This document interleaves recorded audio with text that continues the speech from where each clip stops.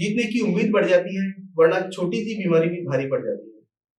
Cancer को हराना है, हारना नहीं है, सभी को समझाना है, घबराना नहीं है। नमस्कार दोस्तों, मैं हूं आपका दोस्त नरेंद्र बंसल और आज हम बात करेंगे कैंसर के बारे में। और हमारे साथ है कैंसर रोग विशेषज्ञों की टीम जो कि एपेक्स हॉस्पिटल मालवीय नगर जयपुर में कार्यरत है। तो हम मिलते हैं हमारे विशेषज्ञों से। नमस्ते, मैं डॉक्टर प्रीति अग्रवाल, मैं मेडिकल ऑन्कोलॉजिस्ट हूँ। मैं कैंसर कीमोथेरेपी और इम्यूनोथेरेपी देखती हूँ। नमस्कार, मेरा नाम डॉक्टर आशीष वर्मा है। I am a consultant hemato oncologist at Apex hospital Malviya Nagar Jaipur. नमस्कार, मैं doctor Nikhil Mehta, cancer surgeon हूँ यहाँ पर। मैं यहाँ पर कैंसर रिलेटेड सर्जरीज करता हूँ। नमस्कार, मेरा नाम डॉक्टर सोनू गोयल है। मैं कंसल्टेंट रेडिएशन ऑन्कोलॉजिस्ट। नमस्कार, मैं डॉक्टर गौरव गोयल, मैं एपेक्स हॉस्पिटल मालवीय नगर में बतौर कैंसर सर्जन कार्यरत। डॉक्टर प्रीति अग्रवाल, हम आपसे जानना चाहते हैं कि कैंसर रोग क्या होता है। जैसा कि हम सभी जानते हैं, कैंसर रोग में कीमोथेरेपी का एक बहुत बड़ा योगदान है। चलिए इसके बारे में हम अधिक जानकारी लेते हैं डॉक्टर प्रीति अग्रवाल से, और इसके क्या साइड इफेक्ट होते हैं। मैडम प्लीज हमें थोड़ा सा बताइए। कैंसर किसी भी सेल का, शरीर के किसी भी सेल का अनवांटेड और अनकंट्रोल्ड ग्रोथ है। कोई भी सेल जो कि अनवांटेड और बिना कंट्रोल के अगर ग्रो कर रही है तो कैंसर बनाती है। कैंसर किसी भी भाग में शरीर के हो सकता है। कभी भी सेल जब म्यूटेशन होता है और म्यूटेशन के बाद में सेल अनकंट्रोल्ड ग्रो करती है तो कैंसर बनता है। हाँ, जैसा आपने बताया कि कीमोथेरेपी कैंसर में बहुत ही इंपॉर्टेंट रोल प्ले करती है। कीमोथेरेपी कैंसर के हर स्टेज में कार्यरत है, स्टेज 1 टू स्टेज 4। कीमोथेरेपी होता क्या है? कीमोथेरेपी दवा हैं जो कि गोलियों के फॉर्म में मुंह से खाई जाती हैं या इंजेक्शन के फॉर्म में लगाई जाती हैं शरीर के वेन्स में या फिर और भी कई जगह पे। तो ये दवा है जो कैंसर सेल्स को नष्ट करने में हेल्प करती है। ये कैंसर के हर स्टेज में, जैसे मैंने आपको बताया, हेल्पफुल है। सेल में, शरीर में जो भी कैंसर सेल्स हैं जो सर्जरी के बाद में रह जाते हैं या रेडिएशन के दौरान कैंसर सेल्स रहते हैं, उनको नष्ट करने में हेल्प करती है। कीमोथेरेपी के साइड इफ़ेक्ट्स की हम बात करें, जैसा हम जानते हैं कि हर दवा का साइड इफ़ेक्ट है, तो कैंसर में भी जो दवा हम यूज़ करते हैं उसका भी साइड इफ़ेक्ट होता है। साइड इफ़ेक्ट्स हर कैंसर में जो यूज़ करने वाली कीमोथेरेपी या दवा है अलग अलग होता है। कुछ कीमोथेरेपी से बाल चले जाते हैं, कुछ कीमोथेरेपी से मुंह में छाले पड़ते हैं, वीकनेस आती है, लूज मोशन हो सकता है, फीवर आ सकता है। पर ये सारे साइड इफ़ेक्ट कंट्रोल किए जा सकते हैं और कीमोथेरेपी के साइड इफ़ेक्ट्स मैनेजेबल हैं, ठीक होने वाले साइड इफ़ेक्ट्स हैं, और जो बाल जाते हैं वो भी लौटकर वापस आ जाते हैं। डॉक्टर निखिल, अब हम आपसे जानना चाहते हैं किस तरह के कैंसर में सर्जरी की आवश्यकता पड़ती है। अगर मैं कैंसर सर्जरी की बात करूं तो अधिकतम कैंसर जो कि ठोस कैंसर है, जैसे कि स्तन का कैंसर, मुंह व गले का कैंसर, या फिर अंडाशय या गर्भाशय का कैंसर, या फिर पेट के कैंसर, या फिर मांसपेशियों जिसको हम सॉफ्ट टिश्यू कैंसर भी बोलते हैं, इन कैंसर्स में अधिकतम सर्जरी की आवश्यकता पड़ती है। इन कैंसर की हम सर्जरी करके इनको जड़ से ख़त्म कर सकते हैं। सर, अब हम ये जानना चाहते हैं कि अब जैसे जैसे नई तकनीक बढ़ रही हैं, तो क्या कैंसर सर्जरी में भी कुछ नई तकनीक आई हैं आज? कि कैंसर की सर्जरी में नवीनताएं क्या हैं?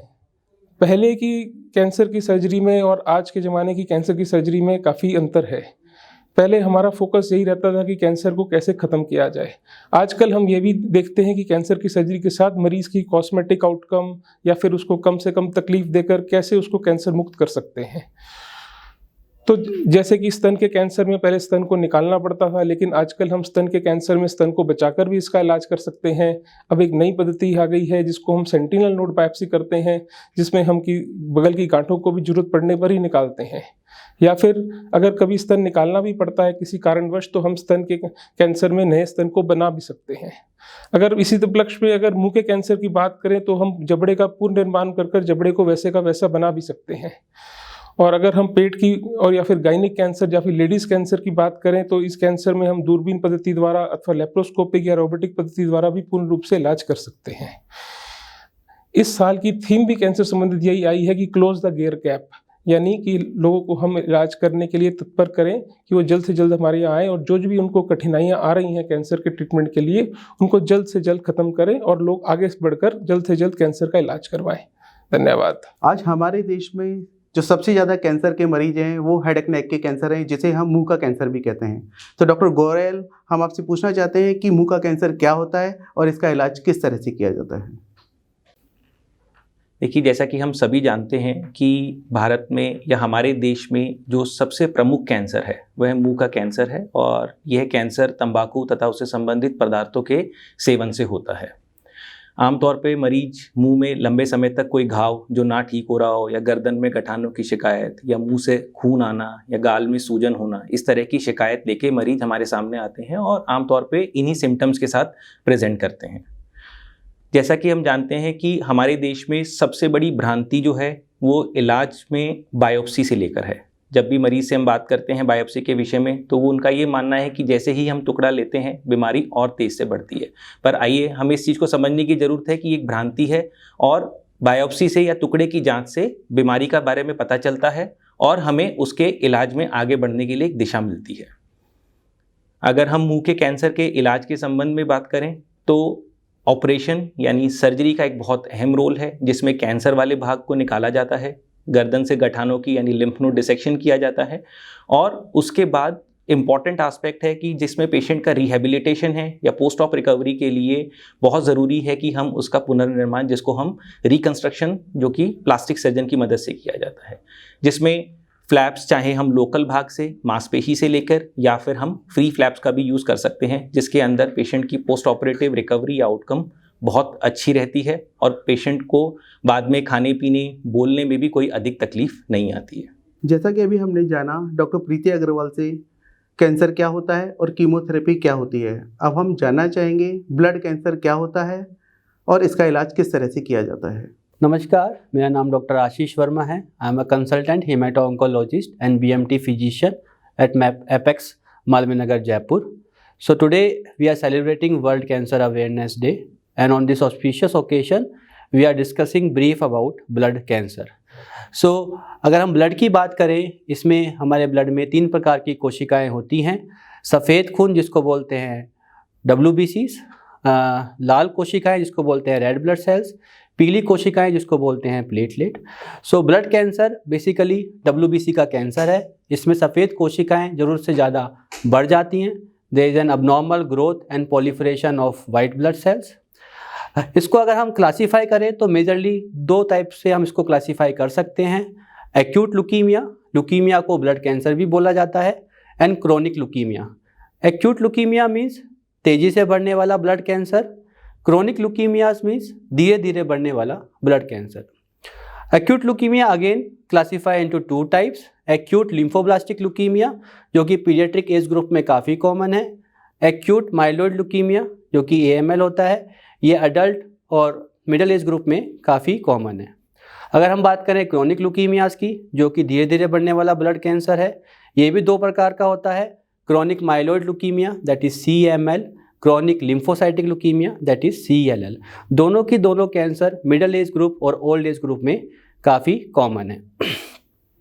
अगर हम बात करें हम प्रेजेंटेशन की, लुकीमियाज में कैसे पेशेंट प्रेजेंट करता है, तो एक्यूट लुकीमिया में पेशेंट काफ़ी शॉर्ट हिस्ट्री के साथ प्रेजेंट करता है।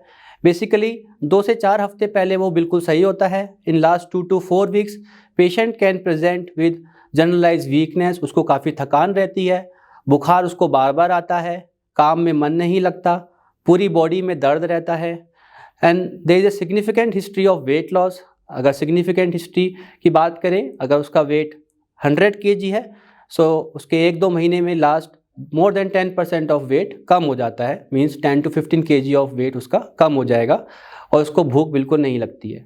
ये तो हो गई एक्यूट लुकीमियाज की बात, जो कि तेज़ी से बढ़ने वाला ब्लड कैंसर है और पेशेंट काफ़ी शॉर्ट हिस्ट्री के साथ प्रेजेंट करता है।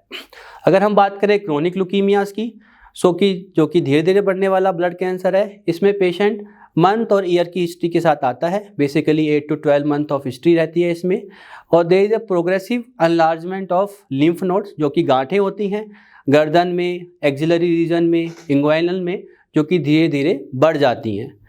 और कभी कभी पेशेंट कि ये भी हिस्ट्री रहती है कि उसकी पेट स्वेलअप हो गया है, means there is enlargement of liver and spleen. Spleen को हम तिल्ली भी बोलते हैं।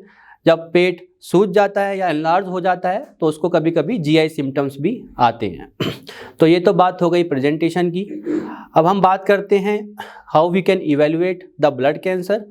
सो अगर हम इवेल्युएशन की बात करें तो पेशेंट इन सिम्टम्स के साथ आता है तो हम बेसिकली अपनी जो बेसलाइन इन्वेस्टिगेशन होती है जो कि पेरिफेरल ब्लड से जाती है, simple complete blood count, peripheral blood film, reticulocyte count जो कि इनडायरेक्ट पैरामीटर है बोन मैरो कैसा काम कर रही है, liver function test, kidney function test जो कि हम देखते हैं कि सिस्टमिक इन्वॉल्वमेंट है या नहीं, एंड ट्यूमर लाइसिस पैरामीटर जो कि हमें बताता है कि how the emergency situation is it, whether to get patient admitted और we can evaluate on OPD basis. So baseline investigation से हमें थोड़ा सा आइडिया मिल जाता है। On the basis of that will advise higher end investigation जो कि एक बोन मैरो एग्जामिनेशन टेस्ट होता है। ये बोन मैरो एग्जामिनेशन एक डे केयर प्रोसीजर है। इसमें हम कूल्हे की हड्डी को सुन करके वहाँ से ब्लड और बोन मैरो बायोप्सी निकालते हैं जिससे हमें डेफिनेटिव डायग्नोसिस मिलती है। अभी तक हमने जाना कैंसर क्या होता है, कैंसर सर्जरी और कीमोथेरेपी क्या होती है। अब हम डॉक्टर सोनू गोयल से रेडिएशन थेरेपी के बारे में जानकारी लेते हैं। जैसा कि अभी तक हमने जाना है हमारी टीम डिस्कशन में, कैंसर के इलाज में हर तरह का मोडालिटी है, सर्जरी है, कीमोथेरेपी है। इसी में सबसे सहयोगी, सबका साथ देने वाला जो थेरेपी है वो है रेडिएशन थेरेपी। जब हमारे यहाँ सर्जन किसी मुंह और गले के कैंसर को ऑपरेट करते हैं तब उस मरीज को सहयोगी इलाज के लिए रेडिएशन थेरेपी के लिए उनकी रिपोर्ट के अनुसार, उनकी हिस्टोपैथोलॉजी रिपोर्ट के अनुसार हमारे पास भेजा जाता है। जब कोई बीमारी इतनी बड़ी होती है कि वो सर्जरी अभी एक्सेस नहीं हो सकती, उसको छोटा करने के लिए जब हमारे पास न्यू एडजुवेंट थेरेपी के लिए भेजा जाता है तब रेडिएशन थेरेपी का रोल आ जाता है। तो हम जानते हैं रेडिएशन थेरेपी होती क्या है, जिसे आम लोग सेक हो रहा है कहते हैं।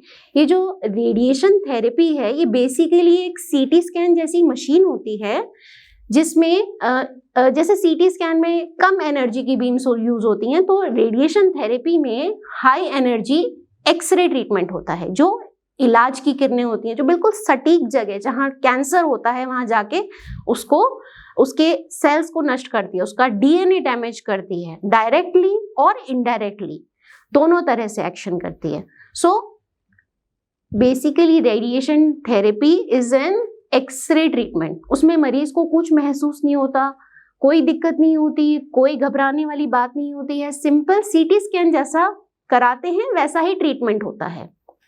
ठीक है, तो अब रेडिएशन किस किस तरह से कैंसर के मरीजों में हेल्प करता है। जब मरीज की बीमारी छोटी होती है तब radically only radiation therapy can help. जैसे कि किसी को वोकल कॉर्ड का कैंसर है, गले की आवाज का वोकल कॉर्ड जो बहुत ही सीमित होता है, जिसमें चाहें तो उसको सर्जरी कर दें। अगर कोई ऑर्गन सेव करना चाहता है तो सिर्फ रेडिएशन थेरेपी के द्वारा भी उसका ट्रीटमेंट हो सकता है। अगर हम जैसे अभी मैंने आपको बताया कि अगर सर्जन किसी पार्ट का सर्जरी करके मुंह और गले के कैंसर्स में जब सर्जरी होती है तब रेडिएशन सहयोगी ट्रीटमेंट देता है। जब ब्रेस्ट कैंसर की सर्जरी होती है तब साथ में चेस्ट वॉल पे दोबारा बीमारी ना आ जाए उसमें सहयोग करता है। भिन्न भिन्न तरह से रेडिएशन, चाहे सहयोग हो, चाहे रेडिकल हो, चाहे पैलिएटिव हो, हर तरह से रेडिएशन हर मरीज में हेल्प करता है। आज मुश्किल है, कल बेहतर होगा, बस उम्मीद मत छोड़िए। आज हमने जाना कैंसर का इलाज संभव है, इससे डरे नहीं, घबराए नहीं, आगे आए, इसका इलाज संभव है।